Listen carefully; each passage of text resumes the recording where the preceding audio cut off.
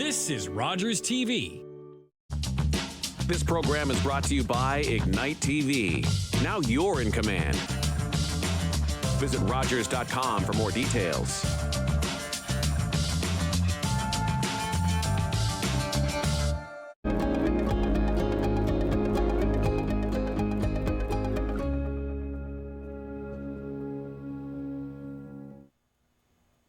Welcome to Our Story, Stories That Unite Us. The show that celebrates those stories we all have about those experiences, large or small, simple or complex, happy or sad, that shape our lives. Join me, Richard-Yves Sitosk, as we welcome today's three storytellers. First, I'd like to acknowledge that we are on the traditional territories of the people of the Three Fires Confederacy, the Ojibwe, the Odawa, and the Potawatomi nations. I'd further like to give thanks to the Chippewas of Saugeen and the Chippewas of Nawash, now known collectively as the Saugeen Ojibwe Nation, as the traditional keepers of this land. So I'd like to welcome Linda van Aalst with her story about the road trip. It is a road trip to remember, Richard. It's lovely to be here. Well, thank you very much. I hope my memory's working because I am taking a trip down memory lane. Well, welcome to our show. Thank you. So I'm going to, well, when I was first approached about this, I thought, what do I talk about? Everybody has such interesting stories. And anyway, I thought, a road trip, that sounds great because I love traveling. I love driving somewhere. My husband doesn't share my enthusiasm for that. However, I have dragged him all over the country, both in Canada and the US. This was our first major road trip. So I'm going to take you back in time. It's 1970. We were getting married. I was almost 20. He was 24. He worked at the post office, but he was fairly new there. So the only time he could get his holidays was November. We had wanted to drive to the West Coast, but thought, November's not a good time to head out there. I always wanted to see Disneyland. So we thought, California. He had a month's holiday, so off we went. And we couldn't understand why people were so concerned about the two of us heading off to California. I mean, we'd actually been to Toronto a couple times, so no big deal, right? Well, we got married November the 7th at St. Mary's in Owen Sound, and we had our reception at the Downtowner in Owen Sound. We stayed later at the reception than we planned, so we only made it to Port Elgin the first night. And then he remembered the next morning he'd left milk in the fridge. Nobody else had a key. Well, you can't go away and leave milk in a fridge for a month. It's not good. So we had to come back to Owen Sound, clean the fridge out, and then made the mistake of stopping at my mother's for one more last goodbye.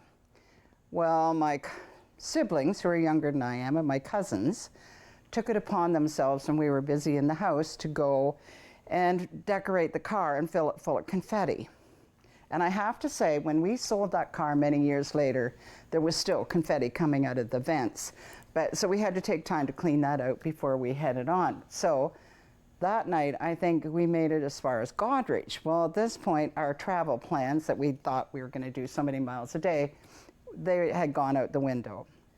Well, we continued on, made it, crossed to Port Huron, and started off. And my husband is kind of a control freak, and he doesn't like to share the driving, but I like driving. So we had said before we headed out, we'll share the driving.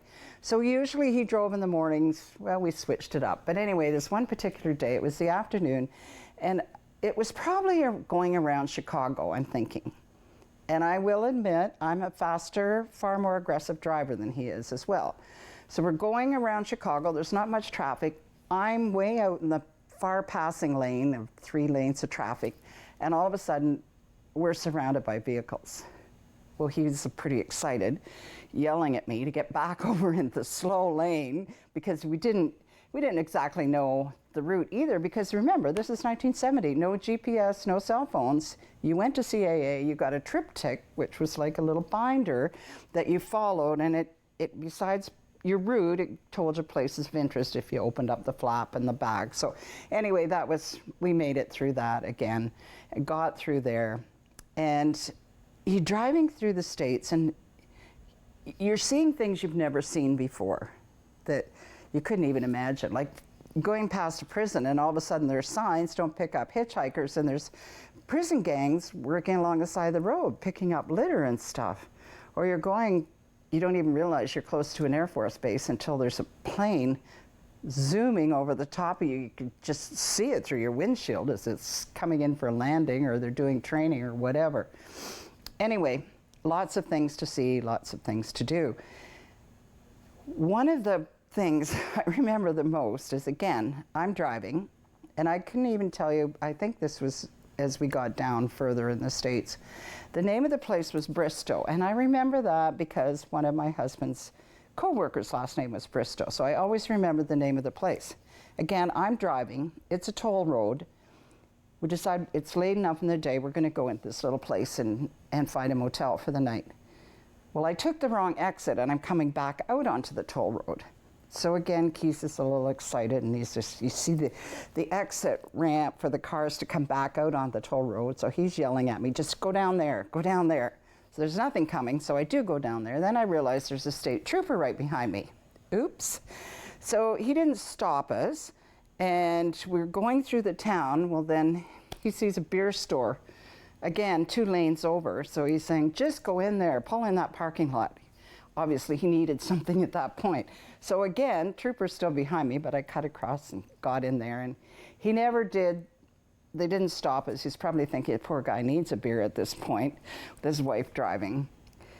Another time we're driving along, and we saw signs saying, trucks, stop and pull over and put your chains on. And we're like, chains on? What are they talking about? We're in Grey County. We can drive through anything. Just go. Next thing you know, we're in the middle of a blizzard, and you literally can't see anything. So Keith luckily was driving, so he's just following the side of the road, and wherever it turned, then that's where we turned, and we ended up in a little town. So we spent the night there, got up the next morning, and the storm was over, and we went out, and it was like so beautiful, but we were in the middle of the mountains, which we had no clue because we'd driven into them in the blizzard, but it was just, sun was shining, beautiful snow everywhere, and the mountains all around us. It was just breathtaking. We really had wanted to see the Grand Canyon, so that was on our list of places to visit. So we stopped at the Grand Canyon, and I wanted to do the mule ride to the bottom, but my husband's not that adventurous, so I couldn't talk him into it. And we still laugh to this day because there we are, and with our little Instamatic camera, and this man comes up to us, and he's got the cameras all over. He's like, would you mind taking a picture of my wife and I, and I'll take a picture of the 2 of you. So we're like, sure. So he's got our little camera, takes a picture. Keith has got his big camera, trying to figure it out, took his picture. I don't know. We always laugh and say, I wonder if their picture ever turned out. But anyway, we'll never know. Made it from the Grand Canyon, and I'm sure there were other stops along the way, which I can't remember. Like I said, it was a long time ago, but we made it to California, made it to Disneyland. And we had made reservations at a motel across the road from Disneyland for $7 a night, and included a shuttle there and back. So it was great. First morning, we were gonna go for breakfast. And it's, again, I can't remember if it was 4 or 6 lanes to get across the road. But there's a breakfast, a pancake house across the road called, if you believe it, Little Black Sambos. So we go out to the road, to the lights, light turns green, we walk across, we go have breakfast, come back out, stand there, the light never changes. And we're like, what the heck? How does it, we couldn't figure out how to make it change, and then somebody else came along and pushed the button. I mean, I think we had probably 2 street lights and on sound at that time, and stoplights. So anyway, and those restaurants, I know they were based on a fairy tale which was written in Ireland, and they banned the book in 1988, and I'm sure that's probably when those restaurants closed. But again, not something we ever saw at home. Disney World, or Disneyland, what can I say? Loved it. Got my picture taken with Donald Duck. I mean, it was so, he said the one day we're there, and he's like, I'm standing there, he's like, all the little kids, okay kids, stand aside, let the big girl get her picture taken now. So I have my picture of me with Donald Duck, and we spent a couple days there doing all the rides and everything. Well, Keith smoked a pipe at that time, and he had seen in a magazine before we left this new pipe that was out that he couldn't get it in Canada yet, really wanted it. He saw it when we were there, but he said, tourist trap will be too expensive here. So we'll find a smoke shop somewhere. So he looked it up in the phone book, found a smoke shop, took us about an hour to drive around and find it. And again, 1970, there was a man there sitting, he was in a wheelchair, he was an invalid, but he had 2 pipes. He was agonizing over which one to buy. They were $500 each. And I'm like, you're crazy, right? You've got to be crazy. Anyway, it was a trip to remember. And one other thing I'll squeeze in quickly, on the way back, we're driving up highway number 1, which is the coast highway, beautiful scenery. In the middle of nowhere, we found a motel and spent the night there, and it turned out it had been built by Alfred Hitchcock to house the crew of when they were making the film The Birds. And so I'm just going to say this: if you can go on a road trip with your spouse or your partner for a month with no GPS and no phone, you're probably going to stay together forever. Oh, I forgot. I was going to show my little tray that I think I bought this from my grandmother and probably inherited it when she died. Anyway, thank you, Richard.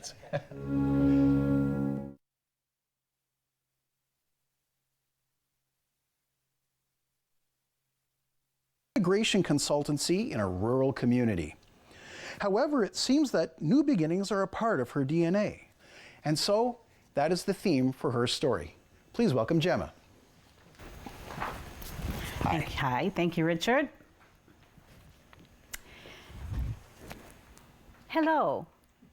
New beginnings. It's such an intriguing concept. And when I think of my first beginning here in Canada, it was quite, I was a novice. I didn't know anything about Canada. I just wanted to get out. You know when you're a teenager and you're looking for something different and new? And that was me back a long time ago. I decided I was going to take up an invitation to come to Canada, and I did in my teen years, and I didn't know what I was going to do. But new beginnings, teenager, they all seem to be synonymous.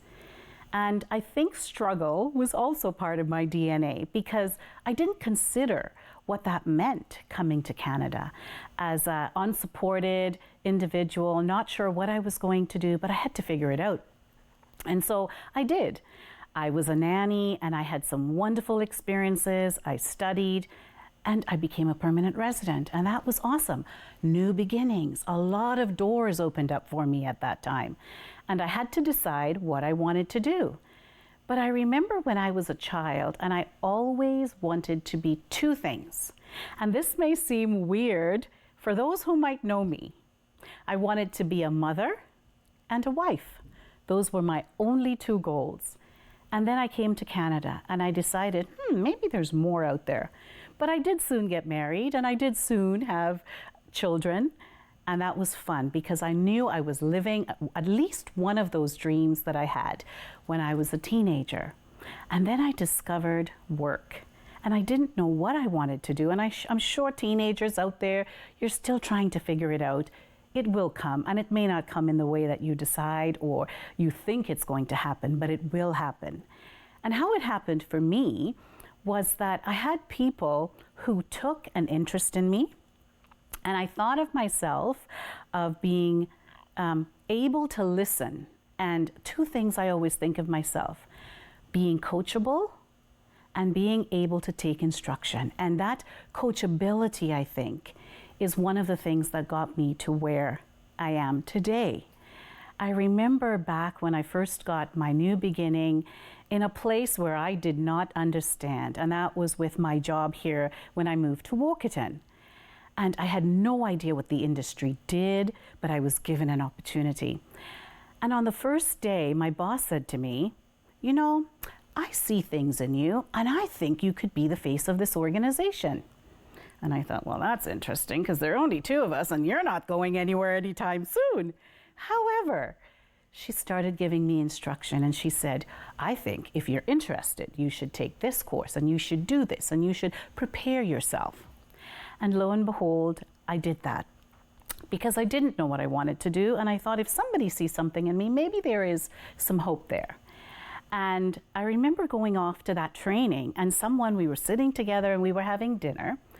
And this was a revelation to me. And he asked me where I was from and what I was doing. And I gave the little story about being a nanny, blah, blah, blah. Here we are today. And he just looked over at me and he said, wow, you are a really strong individual. And I was shocked. I had never used those words to describe myself before. I'm an introvert. I like being on my own with my family. You know, I have a small group and that's my group. And when he said that I was strong, I had to think about that. And I thought about it days and weeks and months. And I thought about what did he see in me that made him think that I was strong. And I came back and I had a conversation with my spouse. And of course, he is as supportive as they come. And he has helped me over the years to grow into the person that I am today. And what's really intriguing is if we allow ourselves to be coachable, we can be the best version of ourselves as long as we give ourselves a time to grow and learn. So since I started here, I moved to this area. I've been in Canada over 30-something years, but I moved to the area of Bruce Grey about 22 years ago. And in those 22 years, I have to tell you, I'm a very different person than I was the first 10 or so years that I was in Canada. And that's because I learned about learning about yourself. And although you may have weaknesses, how do you overcome those weaknesses that don't allow you to achieve your best? And I did that. And I have a philosophy today that I learn something new. Well, I try to learn something new every day, but I learn something new at least once a year. In my new business, New Beginnings, and talking about what do we do when we enter these new beginnings, I learn every day because as an immigration consultant, the policies change every day. But in anything that we do, things change. And we have to be willing to be the top of our game. And that happens when we choose to learn. So as a consultant, as an immigration consultant, there are certain things we need to do. And for one of those things is we have to learn, we have to take what's called continuous professional development, 16 hours every year. That's part of our process for keeping our license. Well, I tell you, my learning is usually double that. And it's because when I serve my clients, I want to make sure that I know how I can guide them in the best way. And I think about, not knowing. I had a career that I was solid in, and I was doing very well in that career. And then I just had an itch. I needed to do something different. And as my spouse again, he's like, have you thought about doing this? Because you talk about this all the time. Studied, became an immigration consultant, and then one day I decided that's it, I'm going to move on, and I just quit my job and I moved on to do a new thing. And I've been doing that new thing, which is so interesting, now for about 2 years, 2.5 years, and it's interesting because I get to serve people, which I love to do. I love to get the smiles on the faces when there's an application that's successful. I love to get I don't know what to do. And then there's a smile on the face because they see hope, because we've had a pathway built for them to see where they can end up and have a good life in Canada. I love those outcomes. But what I think about when I think about New Beginnings is I think about having opportunity, taking those opportunities and really making them happen for you. So now I'm enjoying the life of a self-employed person in an immigration business, and I'm also enjoying being a grandma because guess what? I have a new beginning. And now I'd like to welcome our next guest, who is none other than Jenna Prestidge. Hailing from the Owen Sound area, Jenna has suited up for many local sports teams, representing our city regionally, provincially, and internationally. Most recently, Jenna has turned the knowledge she learned over the years as an athlete into a groundbreaking new children's book series, Rosie and the Hockey Player. Jenna is here today to talk to us about her own recent new beginning, from athlete to author. Please welcome Jenna. Richard, thank you so much. Thank you for having me on the show today. As Richard mentioned, I have a lot of experience in sports, so I learned my love of sports in Owen Sound. I played on the first ever girls hockey team here in the 1990s. There's one team with girls from age 8 to 18 playing all on the same team, and I was the youngest, so you can imagine that experience was very unique. I played all of my minor hockey career here in Owen Sound, and I was even a part of the very first Ice Hawks team when the new organization was named. My love for hockey also took me all the way to Germany, where I played for one season in Germany's highest women's division when I was 22 years old. I also was a dual athlete, and I played field lacrosse, playing for the Owen Sound North Stars, representing Owen Sound provincially. I played for Team Ontario for 2 seasons and got to travel all over Canada and in through the United States. And I also played for Wilfrid Laurier University for 4 years at the varsity level, where we won 4 consecutive back-to-back OUA championship titles. And one of my teams from that time was inducted into Wilfrid Laurier's Hall of Fame for having a perfect season. So needless to say, I have a lot of experience with sports. I also entered into the coaching, and in 2019 I was brought back to Laurier to serve as an assistant coach for a season. And now I enjoy coaching my children here in Owen Sound in their hockey and lacrosse. So I have been on countless amount of teams with so much experience, from winning championships and winning lots of games to being on teams where it felt like winning was something you would never do. We lost almost every game. I've been on teams that felt like families and teams that felt far from it. So I've had a lot of experience there. I also, in 2019, decided to start working towards a new dream of mine. So that was a new beginning. And try and write. I've always wanted to write, and when I was a kid, I really enjoyed doing projects at school that involved writing, using my imagination. And in university, my favorite projects were writing papers, which I think a lot of people had problems with, but I always felt like with writing, I could get all of my thoughts across, and much more than the verbal word.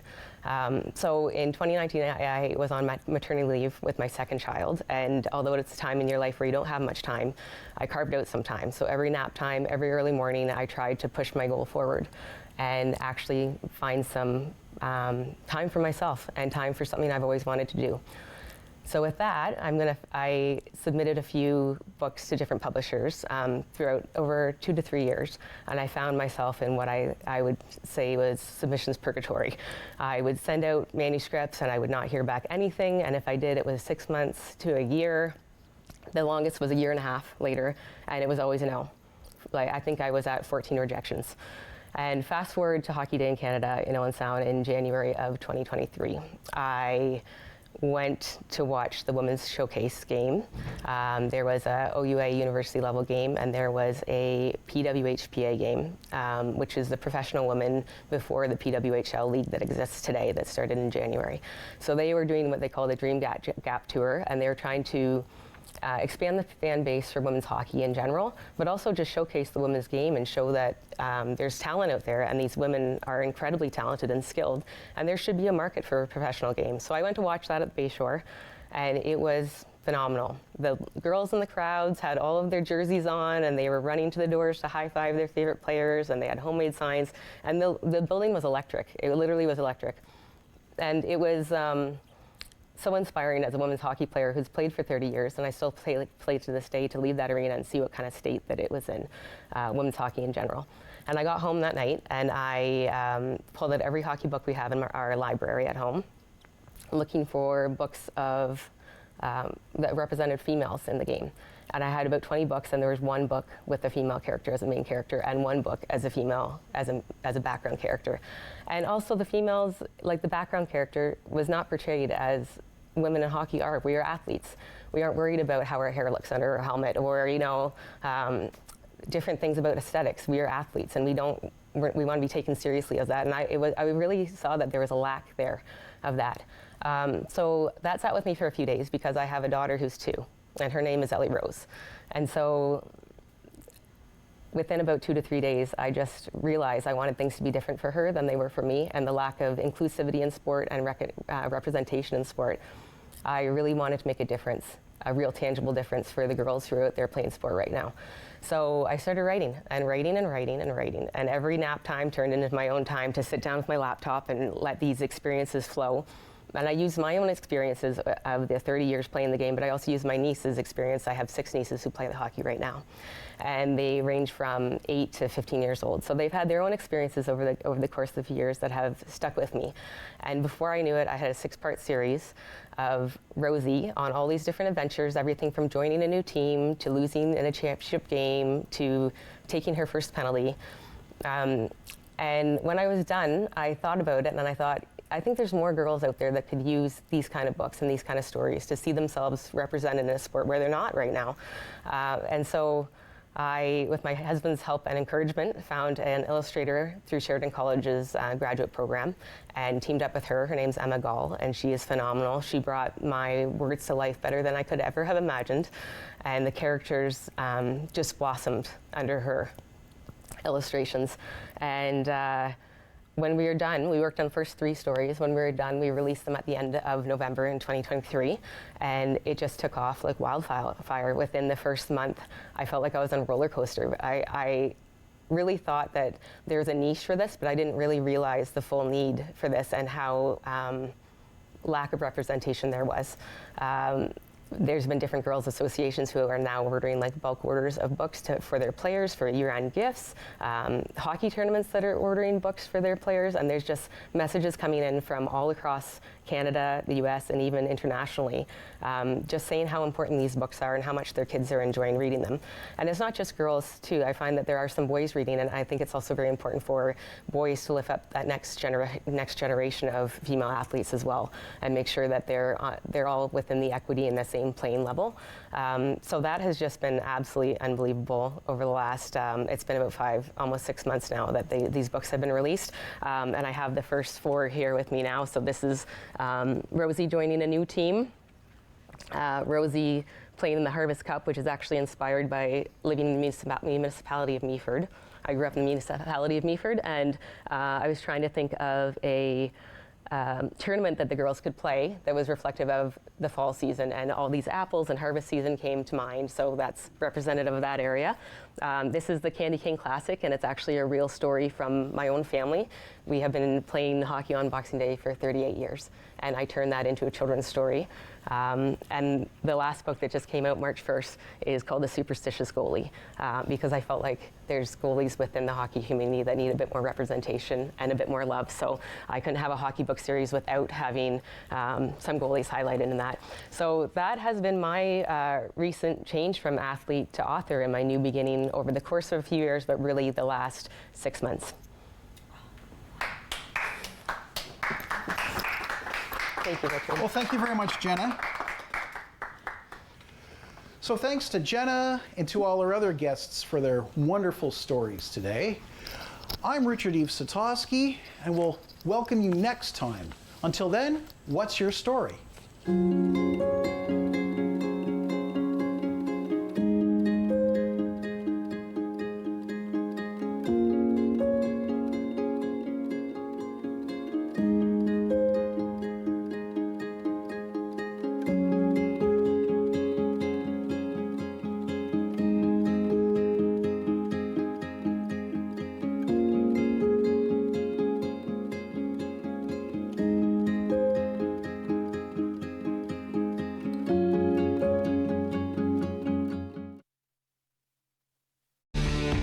Connect with us by visiting our website or email us at comments@rogerstv.com.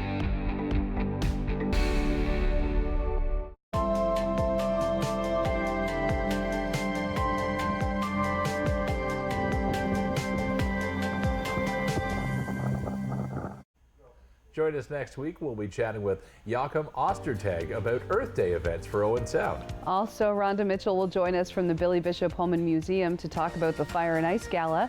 And Renee will join us from the Owen Sound Animal Show. Everyone wants to know about everything Blue Jays. Blair and Barker, know what's up. Over under an 86.5 wins. I'm going to go over. What's the story on Blue Jays Central? Jamie, this Blue Jays lineup has a chance to